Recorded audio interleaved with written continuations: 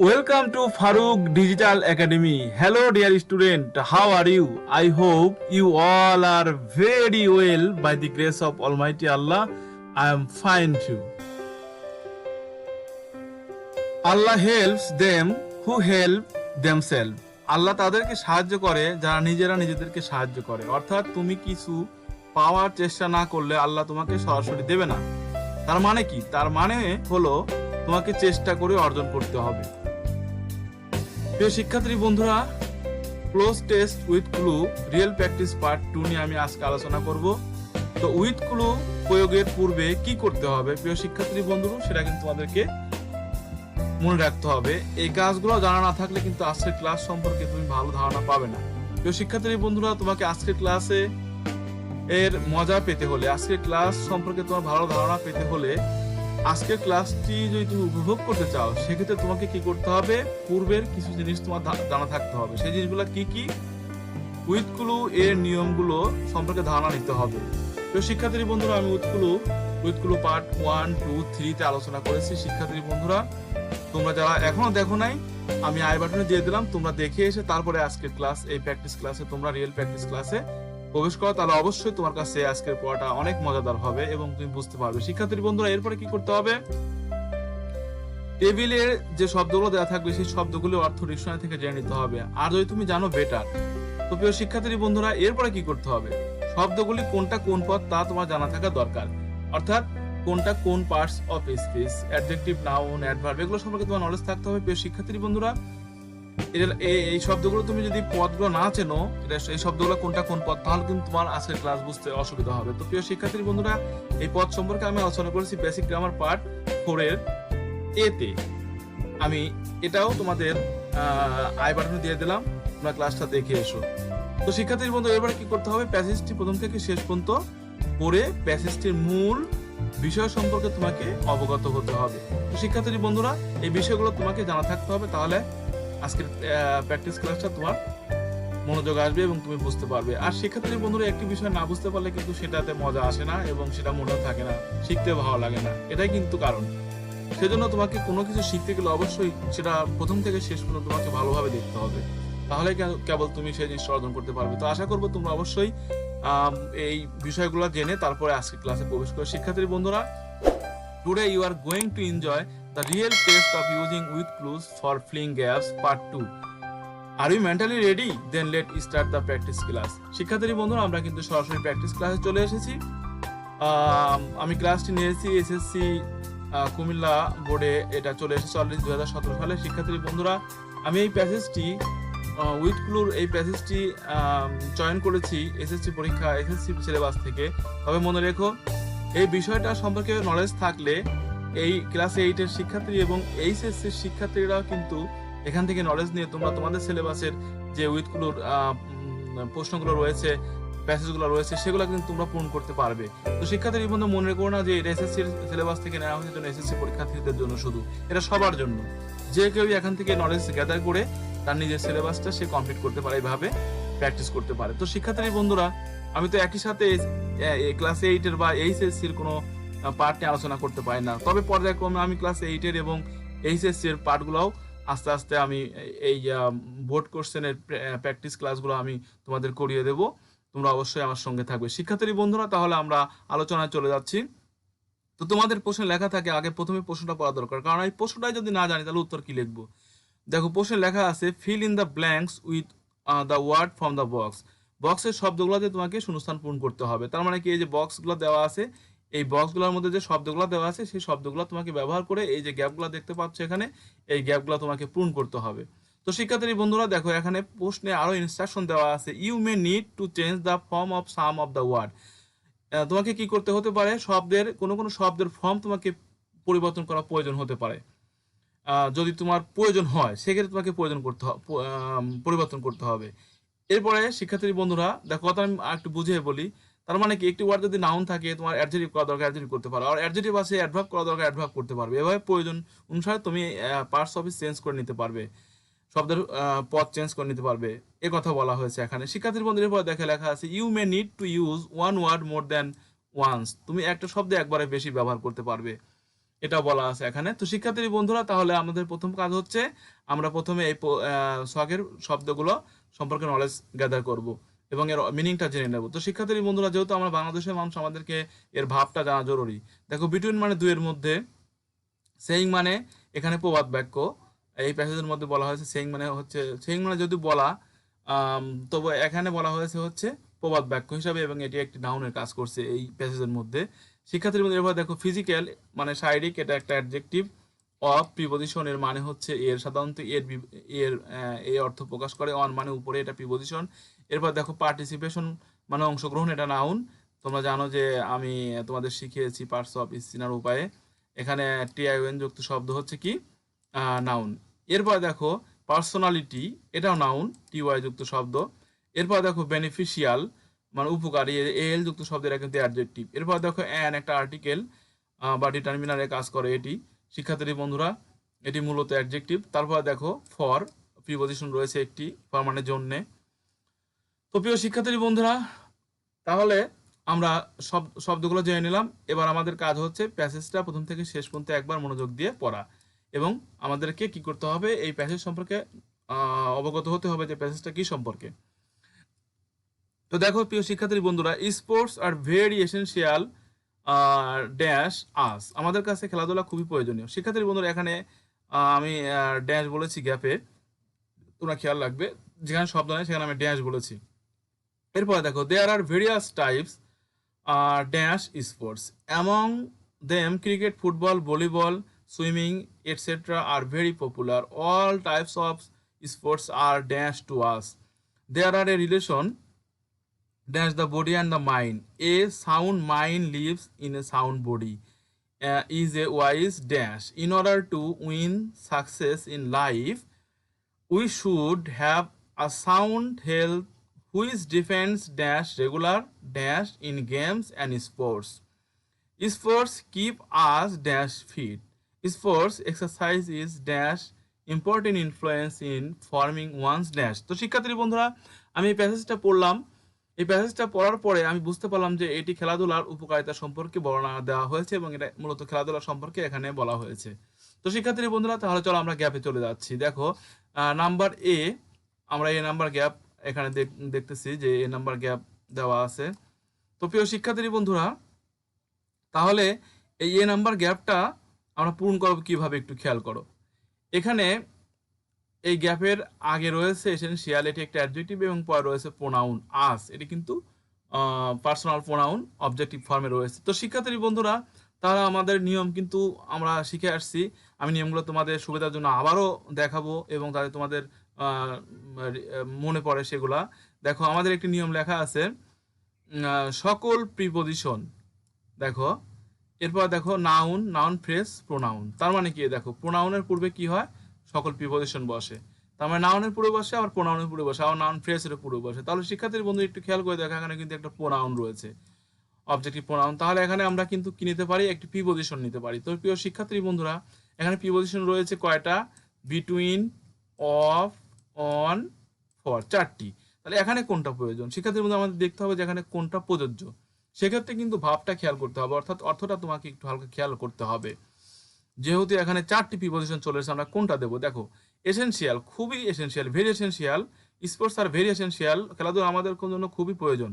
তাহলে আমাদের জন্যে, ফর আস, তাহলে এখানে কিন্তু জন্য অর্থ প্রকাশ করে, আর এই যে ফর মানে হচ্ছে জন্যে। তো প্রিয় শিক্ষার্থীর বন্ধু, সেই জন্য আমাদেরকে অর্থটা জানতে হবে, সেই জন্যই। তাহলে এখানে কিন্তু আমরা এই ফর প্রিপোজিশনটা দিলে উত্তরটা হয়ে যায়। প্রিয় শিক্ষার্থী বন্ধুরা, তাহলে উত্তরটা কিন্তু হয়ে গেল ফর। নিশ্চয়ই তোমরা বুঝতে পারছো যে এখানে নিয়মটা বলছে যে এখানে প্রিপোজিশন হবে, কিন্তু একাধিক প্রিপোজিশন থাকার কারণে আমরা অর্থ অনুসারে এখানে ফরকে নিয়ে আসলাম, যা আমাদের জন্য খেলাধুলা খুবই প্রয়োজন।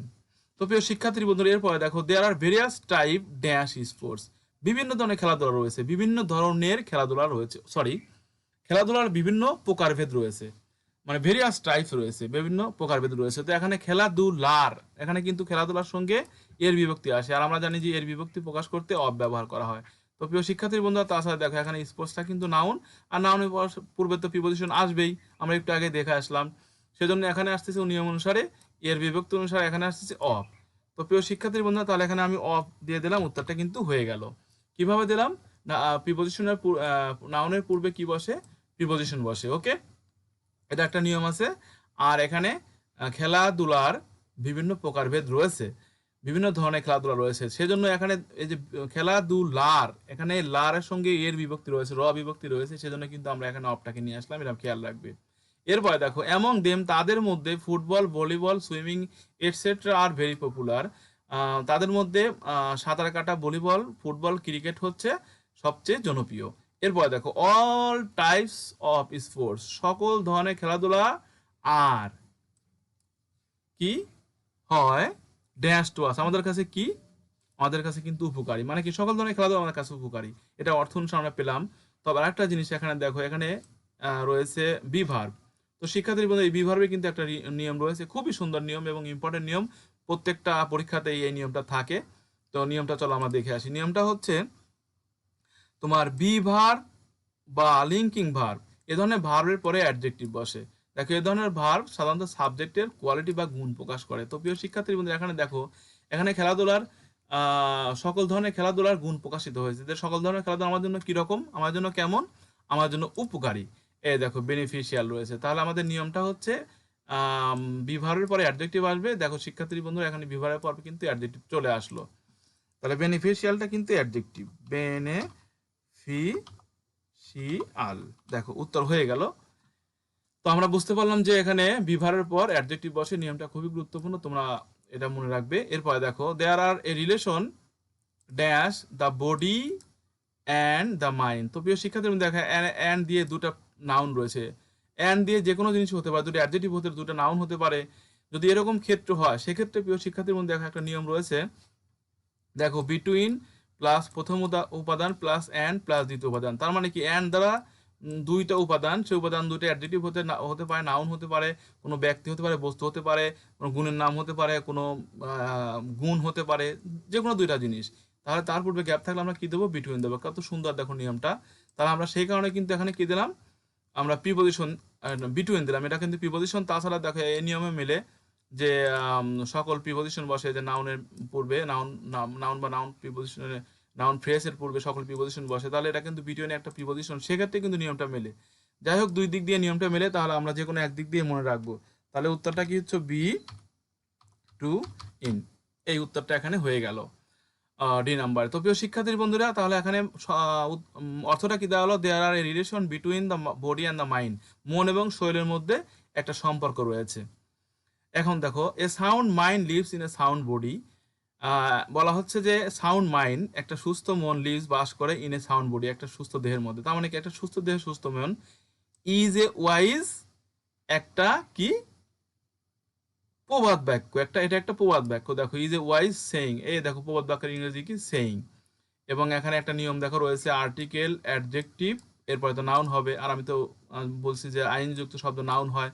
তো প্রিয় শিক্ষার্থী বন্ধুরা, তাহলে এখানে কিন্তু এই নিয়মটা অনুসারে হয়ে গেল, প্রথম নিয়মটা অনুসারে। দেখো, a and plus adjective plus noun, তাহলে আমাদের এই দুইটা দেওয়া আছে, এ দেওয়া আছে, অ্যাডজেক্টিভ দেওয়া আছে, আমরা এখন বসাবো নাউন। তাহলে এখানে উত্তরটা কি হলো, সেইং। এই দেখো, এই সেইংটা এখানে চলে আসলো। প্রিয় শিক্ষার্থী বন্ধুরা, তাহলে কিন্তু আমরা এই নিয়ম অনুসারে এখানে এটা বসালাম। তাহলে আমাদের নিয়মগুলো আয়ত্ত করতে হবে, আর আমাদের এই শব্দগুলো অর্থ বুঝতে হবে, এবং এভাবে প্র্যাকটিস করলে কিন্তু আস্তে আস্তে আমাদের এগুলা আয়ত্ত চলে আসবে, এবং পরীক্ষা হলে আমরা অবশ্যই পারবো। এরপরে দেখো, in order to win success in life, জীবনে সফলতা অর্জন করার জন্য কি, we should have a sound health, আমাদের একটা সুস্বাস্থ্য থাকতে হবে, আমাদের সুস্বাস্থ্য থাকা উচিত।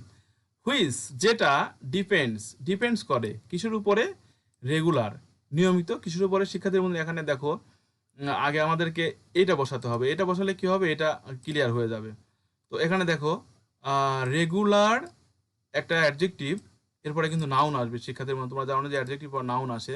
তাহলে এখন দেখো, রেগুলার কি, পার্টিসিপেশন, অংশগ্রহণ, ইন গেমস অ্যান্ড স্পোর্টস, খেলাধুলায় নিয়মিত অংশগ্রহণই কি, আমাদের সুস্থ মন তৈরি করতে পারে। তাহলে শিক্ষার্থী বন্ধু, এখানে আমরা কিন্তু নিয়ে আসলাম কোনটা, পার্টিসিপেশন, এই শব্দটা এখানে আমরা বসিয়ে দিলাম। তাহলে এখানে কিন্তু উত্তরটা হয়ে গেল আমাদের। ওকে, তাহলে এই উত্তরটা কিন্তু এখানে আমাদের হয়ে গেল, পার্টিসিপেশন।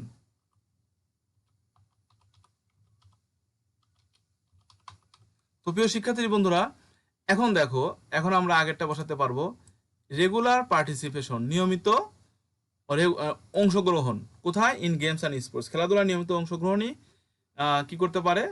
দেখো এখানে ডিপেন্ড একটা ভার্ব, এখানে বলা হচ্ছে যে we should have a sound health, আমাদের একটা কি সুস্থ আমাদের একটা আমাদের সুস্বাস্থ্য থাকা উচিত হবে।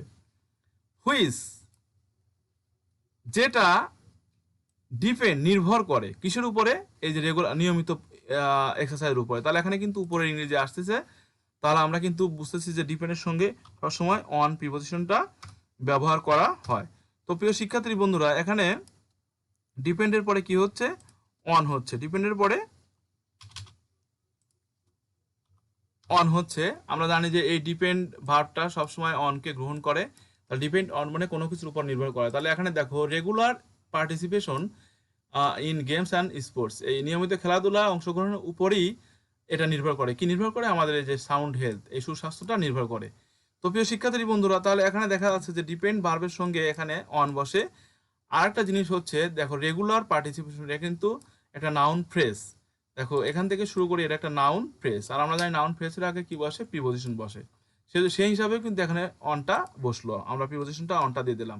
তাহলে এই অনটা কিন্তু আমার ডিপেন্ডের সঙ্গেও ম্যাচ করে। আবার এখানে দেখা যাচ্ছে যে সবসময় নাউন বা নাউন ফ্রেজ বা প্রিপোজিশন প্রোনাউনের পূর্বে এই প্রিপোজিশনগুলো বসে। তো প্রিয় শিক্ষার্থীর মধ্যে আশা করি তোমরা নিশ্চয়ই বুঝতে পারছো। তোমাদের মনে রাখতে হবে যে ডিপেন্ডের পর সবসময় অন বসে, এটা খেয়াল রাখবে। এরপরে দেখো স্পোর্টস কিপ আস, খেলাধুলা আমাদেরকে রাখে, কি রাখে? ফিট, মানানসই। কিভাবে মানানসই রাখে? এ দেখো ফিজিক্যাল আছে, শারীরিকভাবে কিন্তু আমাদের ফিট রাখে এই খেলাধুলা। অর্থাৎ আমরা খেলাধুলা করলে আমাদের শারীরিকভাবে আমরা ফিট থাকি। তাহলে এখানে দেখো এই ফিজিক্যাল শব্দটা কিন্তু একটা অ্যাডজেক্টিভ, কিন্তু এখানে প্রয়োজন হচ্ছে কি? একটা অ্যাডভার্ব। কেন? কারণ এই দেখো ফিট শব্দটা হচ্ছে অ্যাডভার্ব, অ্যাডজেক্টিভ, টিযুক্ত শব্দ, এটা অ্যাডজেক্টিভ। ফিট মানে তোমার মজবুত, শক্ত, এরকম অর্থ প্রকাশ করতেছে এখানে। তো প্রিয় শিক্ষার্থী বন্ধুরা, তাহলে এখানে অ্যাডজেক্টিভের পূর্বে কিন্তু অ্যাডভার্ব হয়, এটা একটা নিয়ম আমি আলোচনা করেছি। দেখো তাহলে আমাদেরকে এখানে একটা অ্যাডভার্ব প্রয়োজন। তো সেই ক্ষেত্রে এখানে অ্যাডভার্ব কিন্তু এই ছকের মধ্যে কোনোটাই নাই। তবে এই ফিজিক্যাল শব্দটা কিন্তু আমরা বুঝতেছি যে শারীরিকভাবে এখানে ফিট রাখে, তাই শারীরিকভাবে। তাহলে সেই ইংরেজিটা লিখতে গেলে আমাকে এটা কি করতে হবে? অ্যাডভার্ব তৈরি করতে হবে। তাহলে ফিজিক্যালকে অ্যাডভার্ব করলে কি হবে? ফিজিক্যালকে অ্যাডভার্ব করলে আমাদেরকে ফিজিক্যালি করে দিতে হবে, ফিজিক্যালি করে দিতে হবে। তাহলে শিক্ষার্থী বন্ধুরা, সেক্ষেত্রে এটা কিন্তু অ্যাডভার্ব হয়ে গেল, ফিজিক্যালি। তার মানে কি? Sports keep us physically fit, আমাদের খেলাধুলা আমাদেরকে শারীরিকভাবে ফিট রাখে। তো প্রিয় শিক্ষার্থী বন্ধুরা, তাহলে এখানে দেখো এখানে বলা হয়েছিল যে you may need to change the form of some word, কিছু শব্দের পরিবর্তন তোমাকে করতে হতে পারে, বা শব্দ পরিবর্তন করার প্রয়োজন তোমার হতে পারে। সেক্ষেত্রে দেখো আমরা কিন্তু এখানে এই অ্যাডজেক্টিভটা নিয়ে এসে এখানে কি করলাম? অ্যাডভার্ব বানিয়ে দিলাম। তো প্রিয় শিক্ষার্থী বন্ধুরা, এভাবে কিন্তু আমাদেরকে পড়াশোনার সময় সাবধান থাকতে হবে। ওকে, এরপর দেখো sports exercise is dash important influence in forming one's dash. তো প্রিয় শিক্ষার্থী, এখানে দেখো ইম্পর্টেন্ট একটা অ্যাডজেক্টিভ, দেখো এনটি যুক্ত শব্দ অ্যাডজেক্টিভ এবং সি যুক্ত শব্দ কিন্তু নাউন। তাহলে কিন্তু আমরা জানি যে অ্যাডজেক্টিভের পরে যদি কোনো নাউন থাকে তাহলে সেক্ষেত্রে কিন্তু এ বা অ্যান বসে। দেখো নিয়ম, 1 নম্বর নিয়মে এটা বলা আছে যে অ্যাডজেক্টিভের পরে নাউন থাকলে তার পূর্বে এ বা অ্যান বসে। তো প্রিয় শিক্ষার্থীর বন্ধু, কিন্তু সরাসরি নিয়মে মিলে গেছে।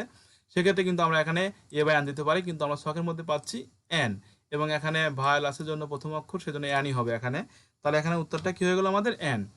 এরপরে দেখো প্রিয় শিক্ষার্থী বন্ধুরা, ওয়ান্স কিন্তু একটা পসেসিভ। তো প্রিয় শিক্ষার্থী বন্ধুরা, এই পজিটিভ কেস এর পর কিন্তু একটা নাউন হয়, আমরা নিয়মে জানি।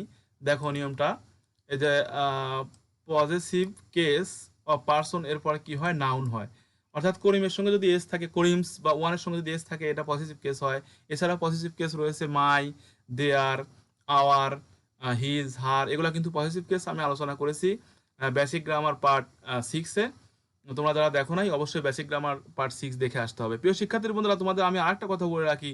আমি তোমাদেরকে কিন্তু প্রথমে বলেছি যে আমার প্রত্যেকটা বেসিক গ্রামার দেখে আসার পরে কিন্তু আমার গ্রামার ক্লাসে ঢুকতে হবে, নলে কিন্তু আমার গ্রামার ক্লাস বুঝতে পারবে না তুমি।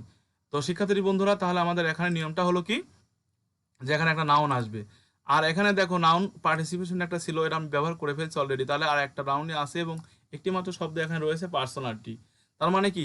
খেলাধুলার অনুশীলন আর একটা গুরুত্বপূর্ণ প্রভাব রয়েছে কিসের, কারোর ব্যক্তিত্ব গঠনে, ইন ফর্মিং ওয়ান্স পার্সোনালিটি।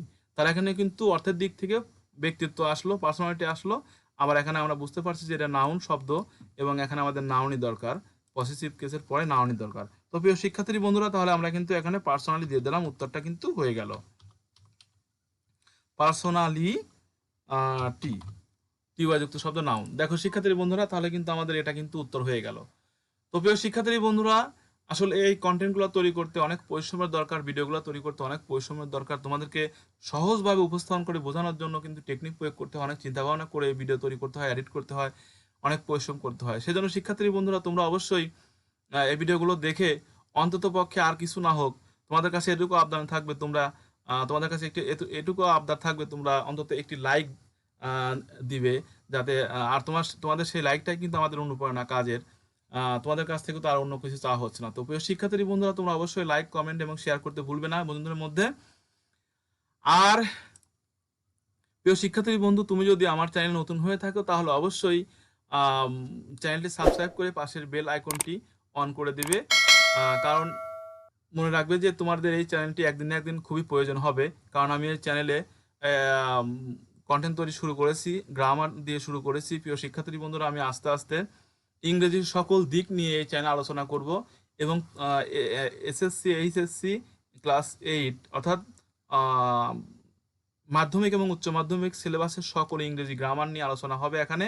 এছাড়াও যারা চাকরিজীবী, যারা ইংরেজি পরীক্ষাতে সমস্যা হয়, তাদের জন্য টিপস নিয়ে আমি এই চ্যানেলে আলোচনা করব। সেজন্য আমি বলছি যে তোমরা দয়া করে চ্যানেলটি সাবস্ক্রাইব করে রাখো, তাহলে তোমাদের কাছে আমার কন্টেন্টগুলো পৌঁছিয়ে দেওয়া খুব সহজ হবে। তো প্রিয় শিক্ষার্থী বন্ধুরা, আজকে আর কথা নয়, সবাই ভালো থেকো।